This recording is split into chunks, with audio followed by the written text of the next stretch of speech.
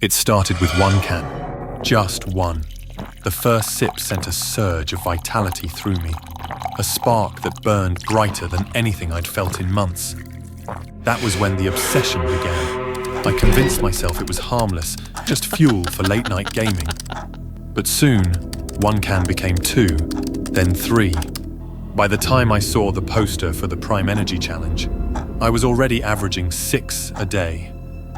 Whoever drinks the most cans in an hour wins, the poster declared. A year's supply of Prime Energy and $10,000 cash. It felt like destiny. I started training immediately. Every day I pushed my body further, guzzling can after can until my stomach felt like it would burst. My body adapted. At least that's what I thought. The sleepless nights, the jittery hands, small prices to pay for greatness. The day of the competition, the stage was electric. The air buzzed with caffeine-fueled excitement as the crowd roared, their energy feeding into my already over-amped nerves. My chest puffed out with confidence. Opponents lined up beside me, but I barely acknowledged them. The announcer's voice boomed. Are you ready? The countdown began. 3, 2, 1. I cracked open the first can, chugging it like it was water. The carbonation burned my throat, but I welcomed the sensation. The crowd cheered as I slammed it onto the table and reached for the next. One by one, the cans disappeared. My training had paid off. My hands moved on autopilot, my throat a tunnel for the sugary liquid. 10 cans in, and I felt invincible. But by the 15th can, something shifted. My stomach, bloated and taut, churned ominously. Each gulp sent a wave of pressure surging through my body, the carbonation fighting for space in my overloaded gut. Still, I pressed on. The crowd's chants grew louder, their enthusiasm drowning out the alarm bells ringing in my head. I could taste the finish line. Victory was within reach. Then came the 16th can. As the liquid hit my throat, my body rebelled. I gagged, the carbonation bubbling up faster than I could swallow. Panic set in as I tried to force it down, but my body had had enough. With a violent heave, I spewed a torrent of fluorescent liquid across the stage. Gasps erupted from the audience. I collapsed to my knees, clutching my swollen stomach as the announcer declared the winner. 3rd place. After everything, I was only good enough for 3rd. That night, back in my apartment, the humiliation burned almost as much as my stomach. I hadn't eaten all day, yet I felt fuller than ever. My gut was a rock, stretched tight and unyielding. Sleep eluded me. Each time I closed my eyes, I could feel the energy coursing through me, keeping my heart racing and my mind spinning. By the 3rd night, the effects began to show. Sweat poured from my skin in an unrelenting stream, soaking through my clothes and sheets. My pores seemed larger. When I ran my hand over my arm, it came away slick and glistening, as if my body was leaking. Then came the blisters. Tiny water-filled bubbles erupted across my arms, chest and neck, itching and burning with every touch. I tried popping one, but instead of relief, more fluid oozed out, drenching my already saturated skin. I told myself it was temporary, a side effect. It would pass. On the 5th night, exhaustion finally won. I sank into a deep sleep, my body limp for the first time in days.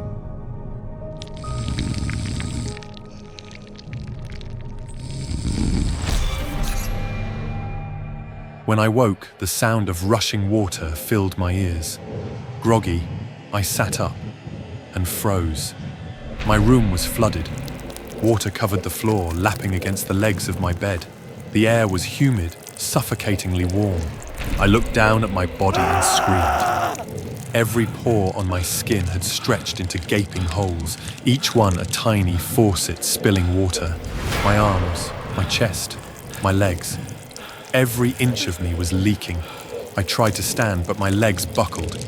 My muscles, once firm, had turned soft and pliable, like overcooked noodles. The water kept coming, pouring from me in an unending stream. It wasn't just water, it was prime. I could smell it, the sickly, sweet scent that had once been so intoxicating, now making me gag. The room filled quickly.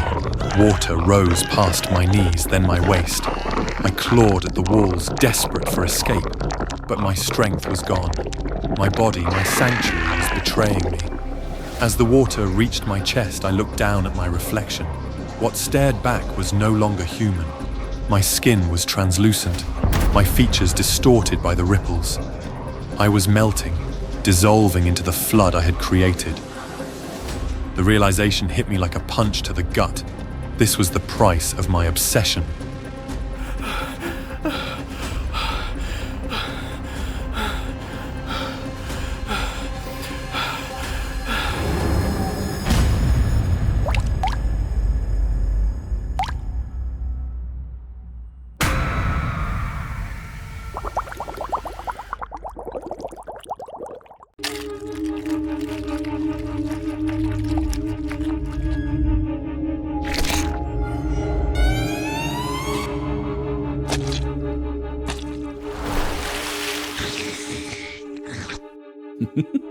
And finally, the dish you've all been waiting for is here. Today, I'm taking on the challenge of eating this giant pudding in just one gulp. Join me and let's dig in together. I'm Elliot, a pretty well-known mukbanger on YouTube, famous for my ability to devour anything with my big mouth. I slowly swallowed the massive pudding down. Honestly, it was a bit too much for me. Feeling the pudding slide down my throat, stuffing me full, and getting stuck halfway made me want to stop right there, but I had to keep going. This is the only job I've got. Finally, I did it. I beamed at the camera, waving to thank my audience as donations and compliments poured in through the screen. After the live stream ended, I rushed to the bathroom before the giant pudding could come back up. Today's meal was a bit too much for me. After throwing up everything I ate, I felt utterly drained. My jaw ached, and my lips and throat were swollen. The sour stench rising from my stomach made me want to vomit again. Sometimes, I feel like this mukbang job is turning my body into a food disposal machine. Eat, then throw up, never keeping anything down. But being a mukbanger has made me famous and earns me a lot of money. I have a comfortable life without needing to take on any kind of desk job. So, I choose to overlook the minor harm this job does to my body because I believe I'm still young, healthy, and nothing too serious will happen. To keep a steady fan base, I post mukbang videos almost every day. I carefully capture every chewing, biting, and sipping sound, creating the perfect ASMR effect that gets everyone excited. But once the camera is off, it's my own ASMR of screams as I spend hours stuck in the bathroom. Yet I keep eating, and eating more, because my job is to make everyone feel like food tastes better. Even though I regularly throw up all the food after each live session, my stomach has been growing abnormally large. It feels a bit bloated, but it's not too uncomfortable. My persistence in uploading videos consistently has paid off. My subscriber count has skyrocketed, and along with it, the money I make keeps growing. I'm ashamed to admit that my weight has spiraled out of control. Getting dressed feels like fighting a battle.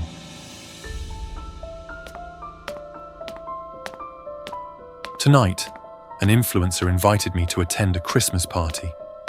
This is the first time I will be interacting with people in the industry, and I feel a bit nervous. I tried to appear relaxed, naturally chatting with the people around me. When the music started playing, I immersed myself in the crowd, enjoying the fun as I had always wished. But at that moment, my heart started beating fast to the rhythm of the music, my belly fat jiggling, and my stomach contracting violently. A severe pain hit me, causing my vision to darken. I collapsed to the floor, unconscious.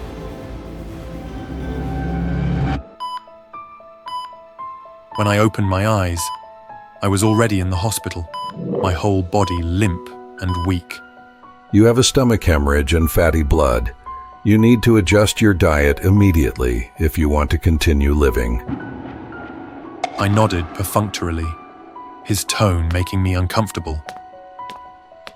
I am a mukbanger. How can I eat normally? If I don't stream for too long, I'll lose fans, lose my income, and lose everything. I happened to see a clip of myself fainting at the party last night. Many fans sent messages asking about my well-being. So how can I rest in the hospital? I smiled and typed a reassuring message to everyone. Hello to all my beloved fans. To show my gratitude for your support, tonight I will be hosting a special live stream that will last until New Year's Eve. A live stream featuring traditional dishes from various countries for the new year. And the 10-hour countdown starts now. After spending one day in the hospital, I immediately found a way to escape and began preparing for this special live stream. 5 hours passed, and I tried to eat and chat leisurely, but the amount of food was truly overwhelming.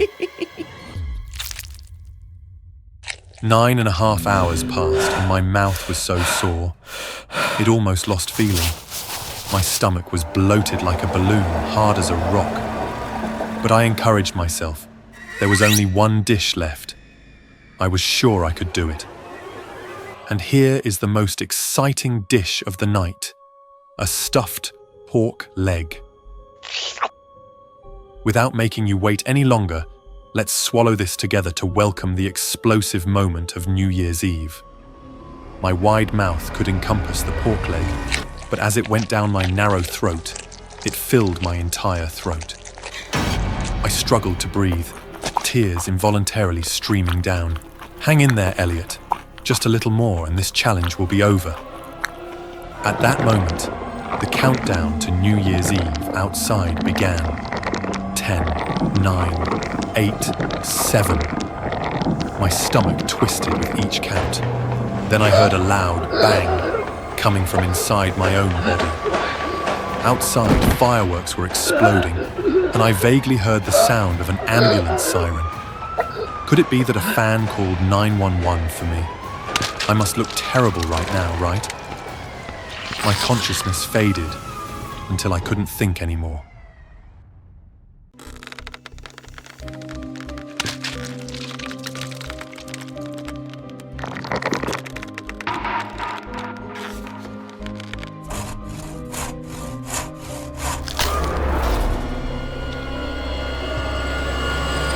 It all started with a story.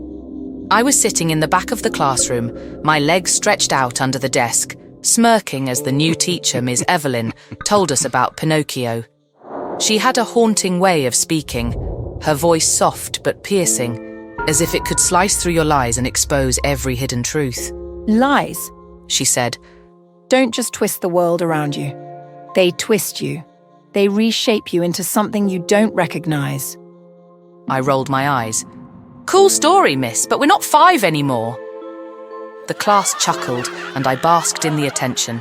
I was Beano, the untouchable. My dad's money kept me safe no matter what I did. That afternoon, Jim became my target again. Skinny, quiet, and always an easy pick. Hey, Jimmy boy, I called, snatching the milk carton from his hands. Before he could react, I dumped it over his head. Stop, please. Jim's voice cracked as he wiped milk from his face. But mercy wasn't my style. As he tried to escape, I loaded my slingshot with a small stone, but Jim turned at the last second.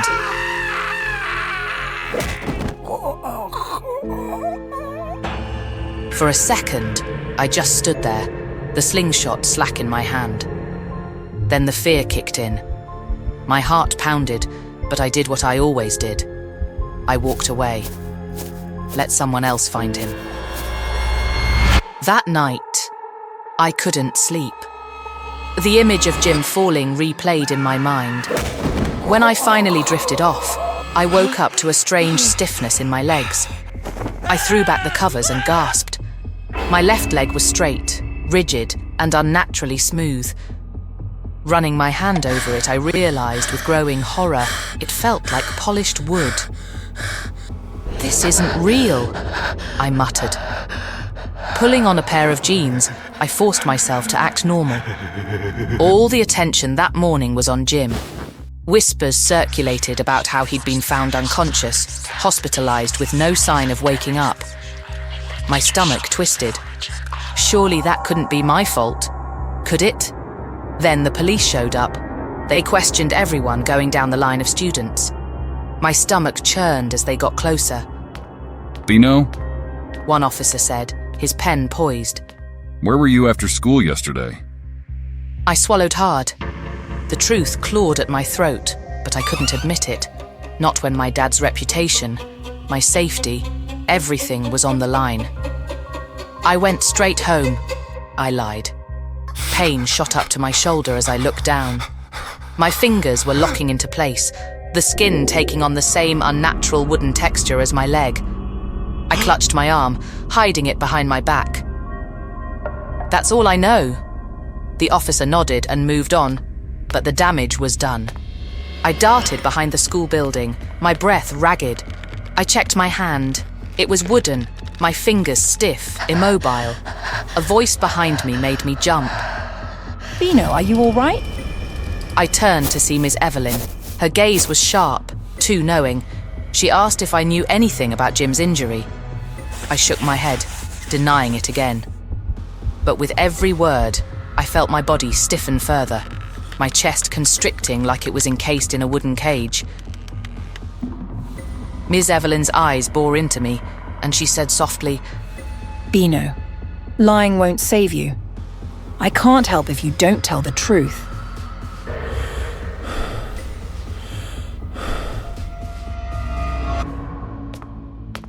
At home, my dad was waiting, his usual stern expression fixed on me. "Sit down." He ordered. I obeyed, my legs creaking like ancient floorboards. "What happened at school today?" I hesitated. The room seemed to close in around me. "Nothing, Dad. Just a normal day." The wooden transformation surged. My hands froze mid-air. My face stiffened as my nose began to stretch outward.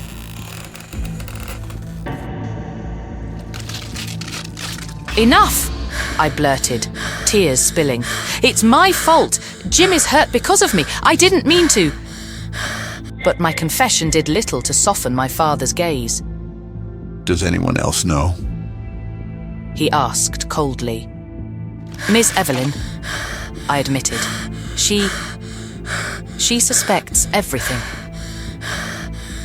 For a moment, my father said nothing. The silence was unbearable. I dreaded these moments, the calm before the storm. Maybe I had gone too far this time. Maybe I'd finally done something even he couldn't protect me from. "I'm sorry, Dad.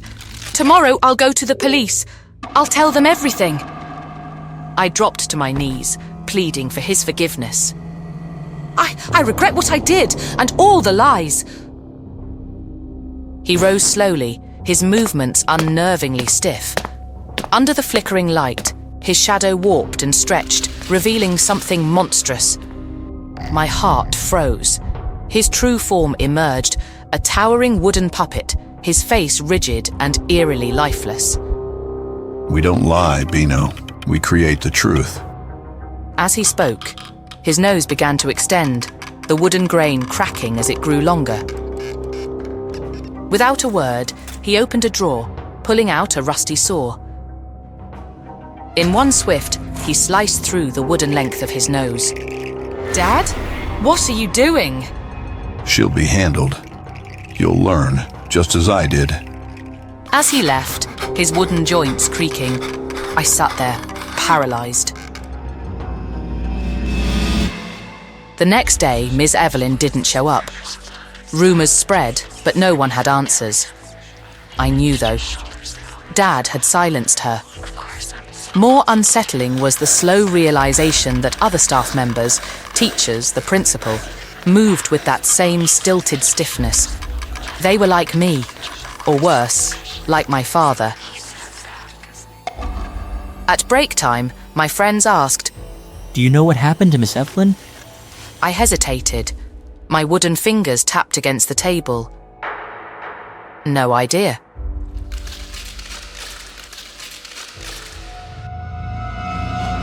I would never escape.